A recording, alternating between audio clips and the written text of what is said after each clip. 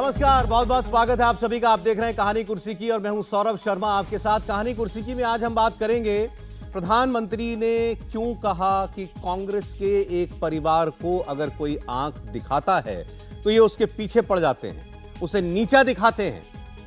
कौन सी आंख दिखाई गई और कैसे नीचा दिखाया गया ये आज हम आपको बताएंगे। याद कीजिए राहुल गांधी का बयान, पनौती किसको कहा था, पीएम का मतलब बताया था पनौती मोदी, और किस लिए, क्योंकि भारत क्रिकेट का मैच हार गया था। लेकिन यह माहौल उड़ाना, यह मजाक उड़ाना, वो भी भरी सभा में देश के प्रधानमंत्री का, राहुल गांधी ने यह किया। इतना ही नहीं, उसके बाद उनकी पूरी पार्टी जैसे उस शब्द को ट्रेंड कराने में लग गई। ऑफिशियल हैंडल से वही शब्द बार बार लिखा जाने लगा।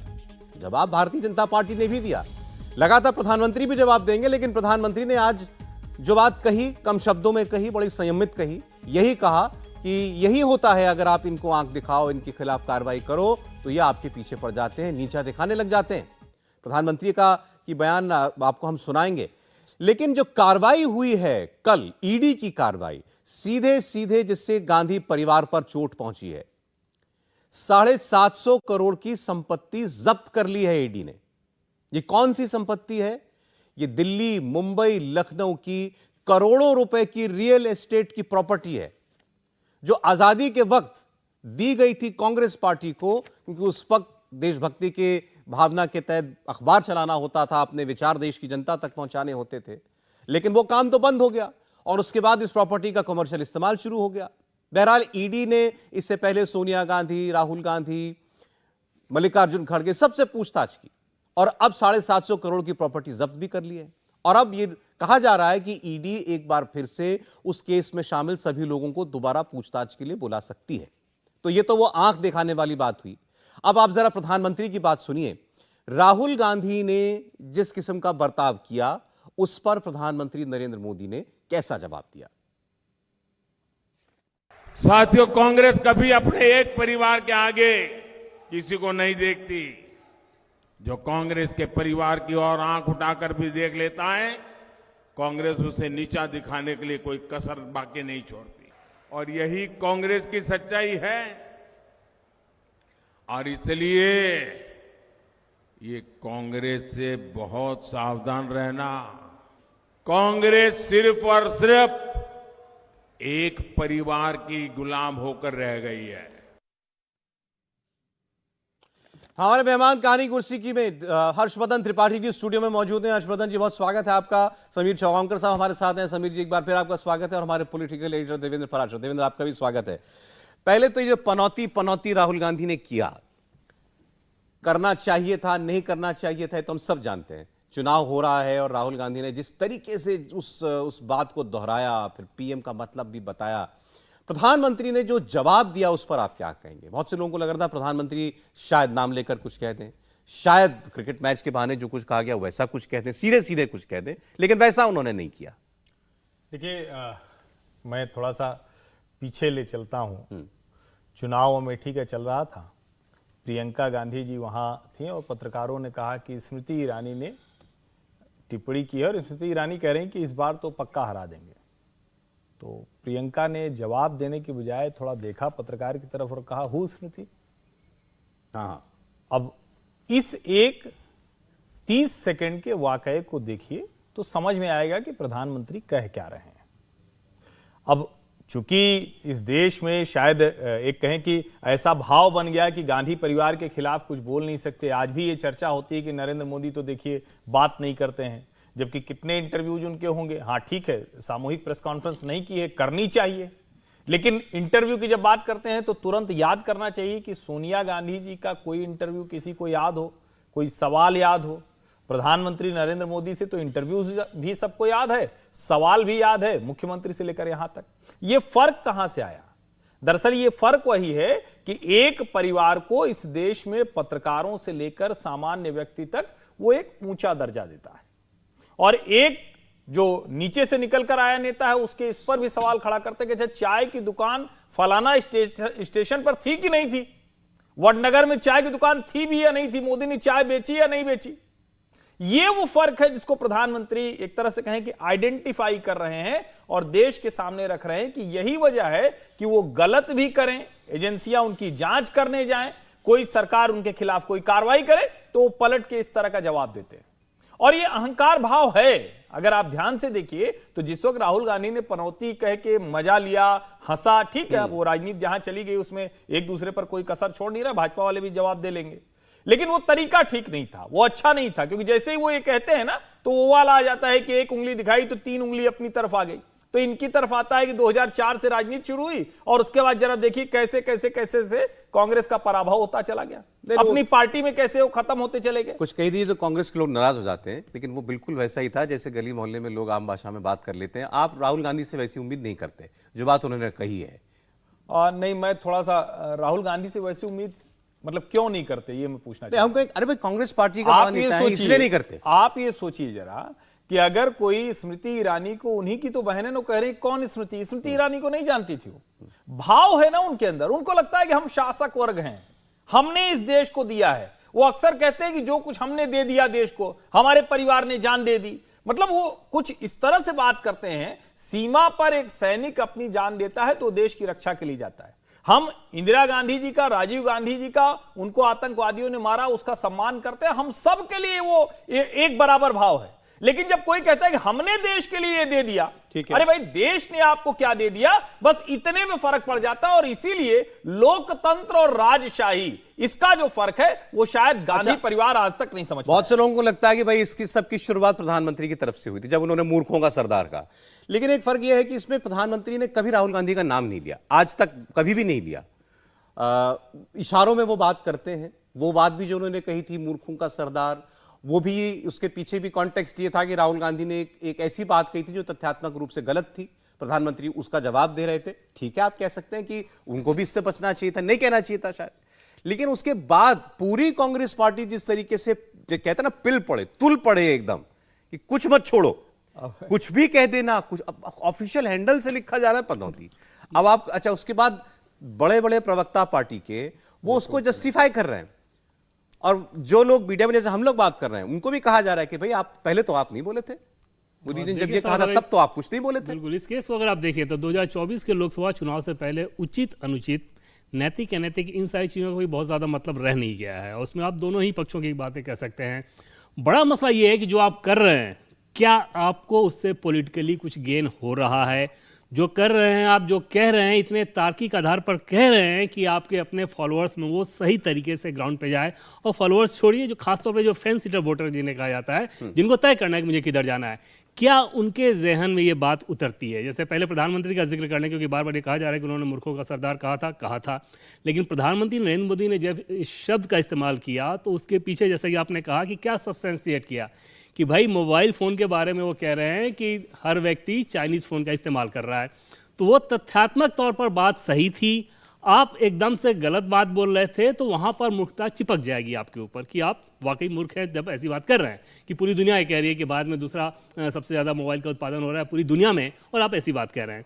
दूसरी तरफ राहुल गांधी ने जिस पनौती शब्द का इस्तेमाल किया, क्या उसके पीछे कुछ सब्सटेंशिएट करने के लिए कोई ऐसी चीज़ थी जो कि तथ्यात्मक तौर पर लोगों को ये समझ में आया कि हाँ यार ये बात तो सही है, इन्होंने तो गलत कर दिया? कल से प्रधानमंत्री का यूट्यूब पे जो वीडियो आया है खिलाड़ियों से मिलते हुए, सौरभ, वो नंबर 1 पे ट्रेंड कर रहा है।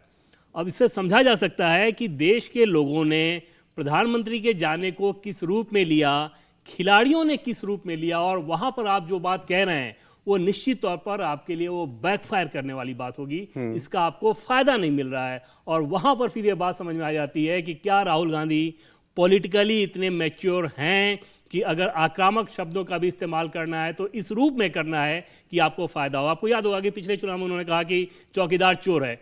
बीजेपी ने किस प्रकार से उसी नारे का इस्तेमाल किया और भुनाया पूरे तरीके से, और उस चुनाव में कांग्रेस पार्टी की हालत हुई सब जानते हैं।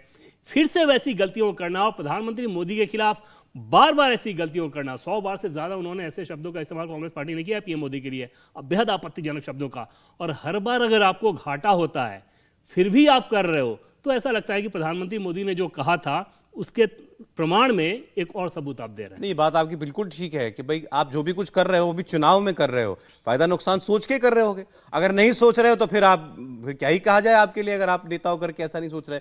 ये राहुल गांधी जो कह रहे हैं, जो कर रहे हैं, कोई फायदा हो रहा है क्या चुनाव में उनको? देखिए, राहुल गांधी को तो अपनी माँ के उदाहरण से समझ लेना चाहिए था, जब सोनिया गांधी ने मौत का सौदागर कहा था नरेंद्र मोदी जी के लिए गुजरात चुनाव के समय, उसके बाद कांग्रेस को उसका खामियाजा भुगतना पड़ा था और ये बात लंबे समय तक चर्चा में रही कि अगर सोनिया गांधी इस बात का जिक्र नहीं करती, इन शब्दों का इस्तेमाल नहीं करती, तो कांग्रेस का इतना बुरा हाल नहीं होता।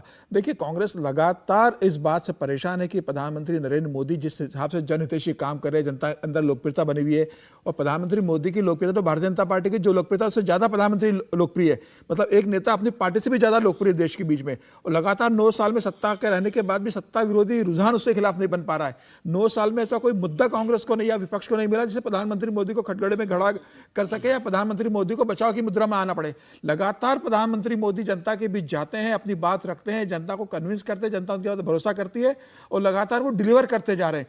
तो मुझे ऐसा लग रहा है कि कांग्रेस के अंदर भी इस बात का फ्रस्ट्रेशन आ चुका है कि लगातार हम मोदी से हार रहे हैं और मोदी के सामने हम टिक नहीं पा रहे हैं। इसके कारण इस तरह के शब्दों का प्रयोग किया जा रहा है। मुझे लग रहा है राहुल गांधी जैसे नेता को, जो बेसिकली इस तरह के शब्दों से बचते हैं, राहुल गांधी का आप अगर इतिहास भी देखेंगे तो वो बहुत इस तरह के पर्सनल अटैक करने वाले नेता नहीं माने जाते हैं। और जब वो कहते हैं कि मोहब्बत की दुकान खोलना है, नफरत नहीं करना है, गलत तरीके से प्रचारित नहीं करना है, उसके बाद राहुल गांधी अगर इस तरह की भाषा का इस्तेमाल कर रहे हैं। आपको लगता है राहुल गांधी का ट्रैक रिकॉर्ड ऐसा नहीं है कि वो ये करें? इतना ज्यादा नहीं है, कभी एक आधा बोला होगा, लेकिन राहुल गांधी बेसिकली हाल फिलहाल में हो गया, ये मैं मानता हूं। हाँ, हाल फिलहाल में अब राजनीति देश की ऐसी हो गई है बेसिकली। ये कुछ पर्सनल जैसे खुन्नस होती है ना, वैसा दिखाई दे रहा है। क्योंकि अब कम से कम राहुल गांधी वो भले कह ले मोहब्बत मोहब्बत मोहब्बत, लेकिन जब वो बोलते हैं उसमें वो चिढ़ दिखती है, दिखता है। यही कारण है, उसका यही कारण है कांग्रेस के नेताओं। आज अगर कांग्रेस के नेता, मुझे आश्चर्य होता है जब कोई भी, चाहे आप बोलें या मैं भी हो सकता है कई बार झटके में बोल दूं कि राहुल जी तो बड़ी मासूमियत से बात करते हैं।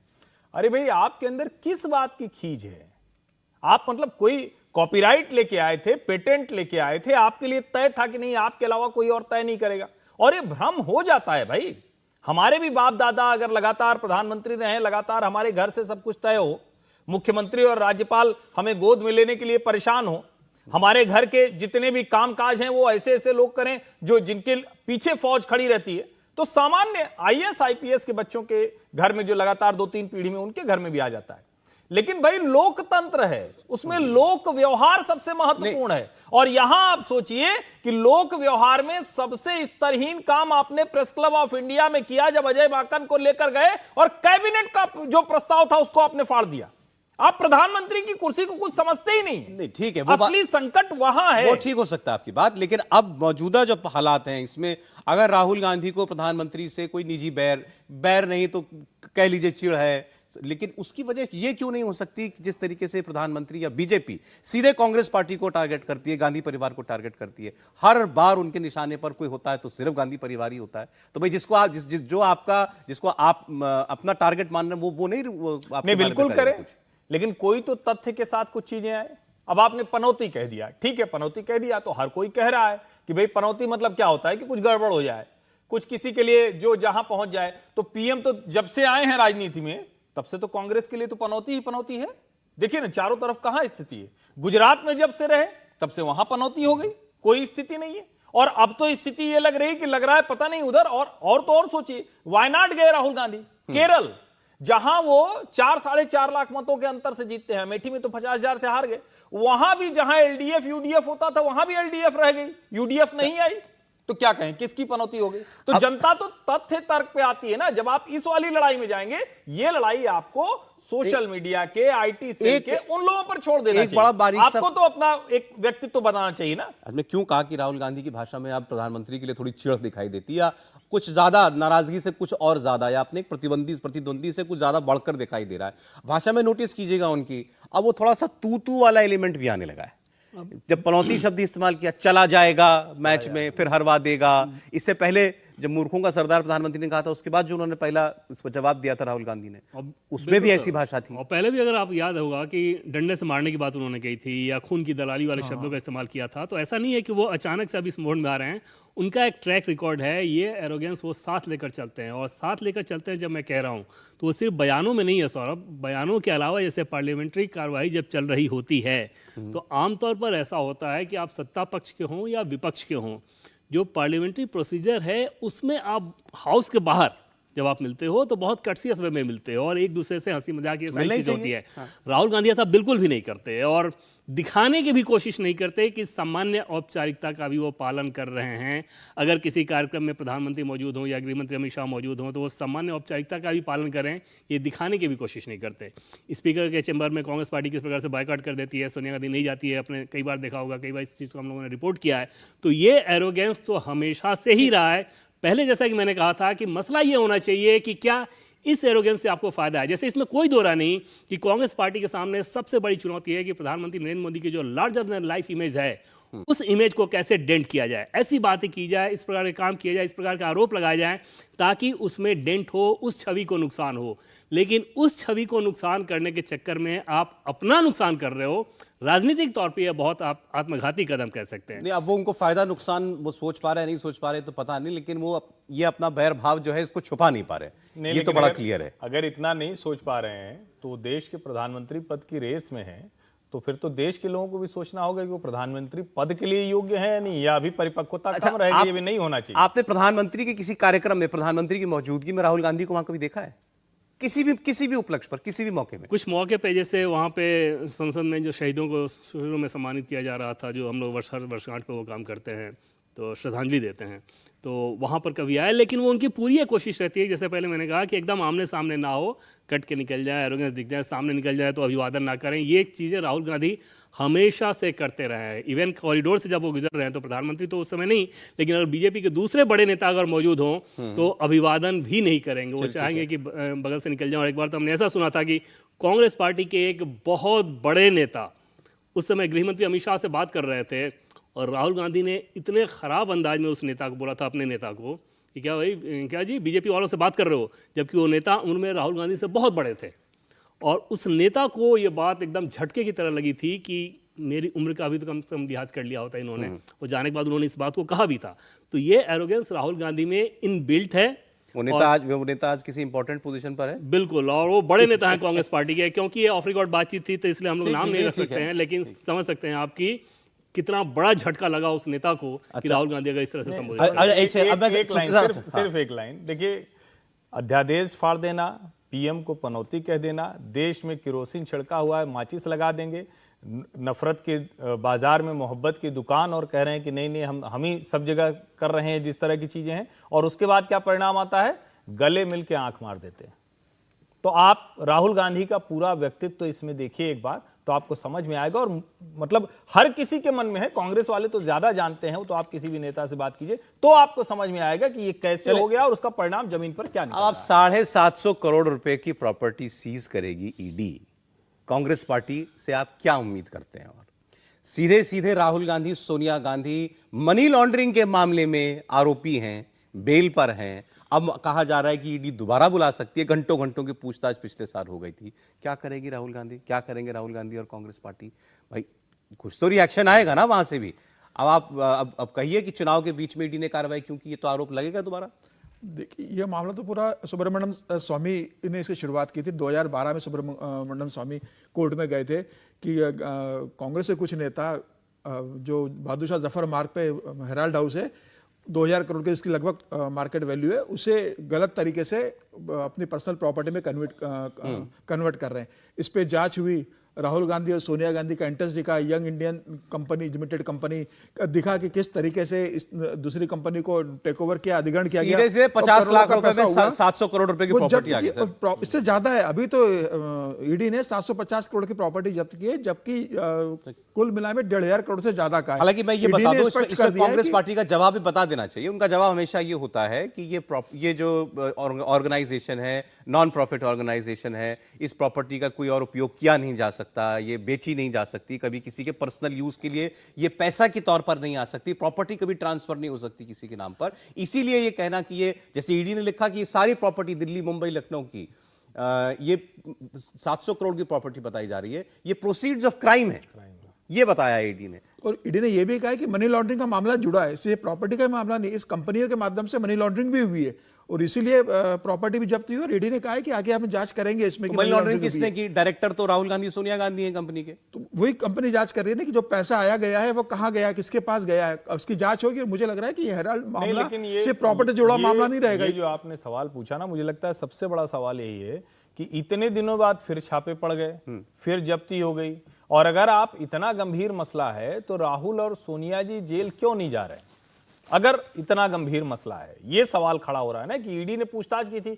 कब पूछताछ की थी? वो खड़गे जी, वो काले कपड़े वाला उनका जो चित्र है वो कितना वायरल हुआ था उस वक्त। तो किसी ने कहा कि नहीं वो राम मंदिर बनने से दुखी हैं इसलिए काला कपड़ा पहन लिया। तो भारतीय जनता पार्टी वाले, तो ये सवाल भी जनता जानना चाह रही है कि अगर राहुल गांधी और सोनिया गांधी इसमें दोषी हैं, किसी तरह का आरोप उनका दोष की तरफ बढ़ रहा है, तो वो आगे बढ़ता हुआ क्यों नहीं दिख रहा है? ये सवाल पूछे क्योंकि चुनाव के नजदीक उसका एक बड़ा कारण है क्योंकि राहुल गांधी, सोनिया गांधी ने हर जवाब में इस बात का जवाब दिया था कि मोतीलाल वोरा को मालूम है और मोतीलाल वोरा की डेथ हो चुकी है। ईडी जो मोतीलाल वोरा का रोल था उसके लिंक वापस जोड़ने की कोशिश करी, इससे समय लग रहा है। मुझे ऐसा लग रहा है कि आप अगले 4-6 महीने के अंदर आप देखेंगे कि मोतीलाल वोरा की जो भूमिका रही होगी उसके अंदर वो ईडी प्रूव करेगी और उसके बाद अब उसके आगे की कड़ी सोनिया गांधी और राहुल गांधी से जुड़ने वाली है। लेकिन इस मौके पर कार्रवाई पर देवेंद्र सवाल तो उठेंगे ना। और ये प्रक्रिया चल रही है सौरभ, आप देखें। और प्रक्रिया की जो शुरुआत हुई थी, जैसे ऐसा नहीं है कि ये सरकार की किसी एजेंसी ने ये कार्रवाई शुरू की है। ये कार्रवाई एक निजी शिकायत पर दिल्ली की मेट्रोपॉलिटन मजिस्ट्रेट ने शुरुआती तौर पे इसको माना था कि प्रथम दृष्टया ही दिख रहा है कि ये मामला गंभीर है। और वहाँ पर जब जांच की बात कही गई, फिर ईडी ने उस जांच को आगे बढ़ाया। उसके बाद जितनी सारी कड़ियाँ सामने आई वो सबके सामने है। तो ये कहना कि ये सरकार ये करा रही है, सरकार की एजेंसी करा रही है, कोर्ट के आदेश पर ये सब कुछ हो रहा है। और कोर्ट के आदेश पर अगर इतनी सारी चीज़ें आए, जैसे किसी भी व्यक्ति को आप इस पूरे केस को बताएं, जैसा कि आपने बताया कि 50 लाख में किस प्रकार से आप 700-750 करोड़ की संपत्ति को ले लेते हैं। और ये ठीक है कि ट्रांसफर नहीं हो सकता, लेकिन किराया तो आप लेते हैं, किराया तो ले सकते हैं। 2008 से जब से उस पब्लिकेशन बंद हो गया, उसके बाद लाखों लाख का किराया कमर्शियल यूज आपने उसका किया और उसके पैसे आपके पास आते हैं, तो ये तो बहुत ही विचित्र सी बात होगी। और जिस प्रकार की कांग्रेस पार्टी ये इस्तेमाल कर रही है कि ये पीएमएलए का मामला नहीं है, निश्चित तौर पर ये उसी का मामला है। बड़ा मसला ये रहेगा कि जैसा कि बताया समीर जी ने कि जो मोतीलाल वोरा उसमें कीप इन के तौर पे उनका नाम लिया गया, बार बार कि सब कुछ वही देखते थे, अब वो नहीं है, तो उनके डॉक्यूमेंट्स को के आधार पर राहुल गांधी, सोनिया गांधी, इन लोगों पे कैसे कार्रवाई, कितनी कार्रवाई हो पाती है, इंतजार सिर्फ उतना का है। अदरवाइज ये मामला गंभीर है, इसमें फर्जीवाड़ा हुआ है, इसमें गलत तरीके से आपने इसका इस्तेमाल किया, तो किसी को भी समझ में आ जाएगी ये बात। तो आपको लगता है, आपके सोर्सेस क्या बताते हैं 24 से पहले इसमें कोई बड़ी कार्रवाई सीधे राहुल गांधी, सोनिया गांधी से संबंधित हो सकती है क्या? और देखिए 24 से पहले जब हम लोग करते हैं या कहें तो इसका मतलब सीधा मतलब ये समझ में आएगा कि सरकार ये करा रही है, एजेंसी करा रही है। और जैसे कि मैंने आपको बताया कि ये तो 12-13 से ही लगातार ये प्रक्रिया चल रही है, तो वो प्रक्रिया तो अपने हिसाब से चलेगी। और उसमें क्योंकि आपको कानूनी दरवाजे पर सब चीज़ जाना है, तो पॉलिटिकली मोटिवेटेड होकर चाह के भी आप कुछ नहीं कर सकते। मान लीजिए आप कुछ करवा लें, कल को कोर्ट से आपको झटका लग जाए, फिर उसके बाद क्या होगा? जैसे राहुल गांधी लोगों को जब बेल भी मिला था तो कोर्ट से ही बेल मिला हुआ, तो ये सारी चीज़ें तो उसी प्रक्रिया के हिसाब से चलेंगी, इसको उस टाइम फ्रेम में बांध के नहीं देखा जा सकता। हालांकि बेल मिला, लेकिन राहुल गांधी, सोनिया गांधी सुप्रीम कोर्ट तक गए केस क्वाश कराने के लिए, केस रद्द नहीं हुआ, बिल्कुल नहीं हुआ, केस चल रहा है। और वही मैंने कहा कि इसको कोई भी व्यक्ति किसी को भी ये बताएं तो सीधे समझ में आ जाएगा कि हाँ इसमें गड़बड़ी हुई है। मसला ये है कि कोर्ट के अंदर आप किस किस को गिल्टी प्रूफ करा पाते हैं, सिर्फ उसी बात का इंतजार है और उसमें जितना समझ